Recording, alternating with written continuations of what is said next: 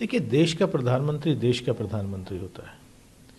हमारे देश के प्रधानमंत्री के ऊपर कोई भी विदेशी व्यक्ति, विदेशी कोई किसी सरकार का कोई राष्ट्राध्यक्ष या मंत्री कोई अगर अभद्र टिप्पणी करता है तो संपूर्ण देश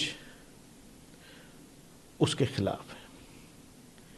लेकिन खास बात यह है कि जब लक्षद्वीप की जनता के ऊपर उनके कल्चर और उनकी जो धरोहर को उजाड़ा जा रहा था, उस वक्त ये ट्रोल आर्मी कहां थी? जी।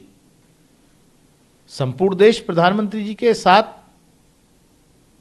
खड़ा है, नो डाउट, लेकिन लक्षद्वीप की जनता जब पुकार रही थी कि उनकी डाइवर्सिटी को, उनके कल्चर को बचाया जाए, तब उसको नष्ट करने के लिए जो है मोदी सरकार पूरा काम कर रही थी। और जहां तक विदेशी लोगों का मामला है, वो कोई भी हो, भारत उस मामले में देश इकट्ठा है और रहा, ये हमारी परंपरा रही है। और खासतौर से हम लोग उस माहौल में परवरिश हुई है जहां पर हम लोग लोगों को कपड़ों से नहीं पहचानते, उनके लिबास से नहीं पहचानते। आप अपनी चॉइस से अपना पड़ोसी तो बदल नहीं सकते जी।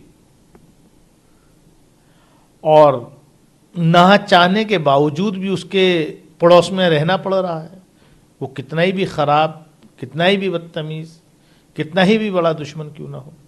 तो ये तो हमारी चॉइस नहीं है, ये तो जो ज्योग्राफिकल बाउंड्रीज हैं, ये तो रियलिटी है।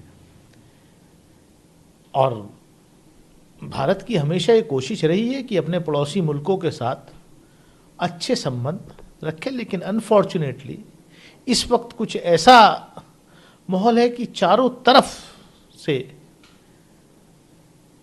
हमारे पड़ोस के मुल्कों से रिश्ते उतने बेहतर नहीं हैं जितने होने चाहिए। और जो हमारे पड़ोस के मुल्क थे, चाहे नेपाल हो, भूटान हो, श्रीलंका हो, मालदीव्स हो, उसमें चाइना का पेनिट्रेशन ज़्यादा बढ़ गया है, जो चिंता का विषय है। ठीक है, पाकिस्तान के साथ था, पहले यूएस का था, चाइना का बढ़ा है, या बांग्लादेश के साथ चाइना का इन्वेस्टमेंट हो रहा है। तो कहीं ना कहीं हमें अपनी विदेश नीति को और स्ट्रॉन्ग करने की ज़रूरत है, बजाय इसके कि हम ट्विटर पे जाकर के जो ट्रोल आर्मीज़ हैं उनका सहयोग लेकर के उनको जवाब दें। वो नहीं है, हमें डिप्लोमेटिक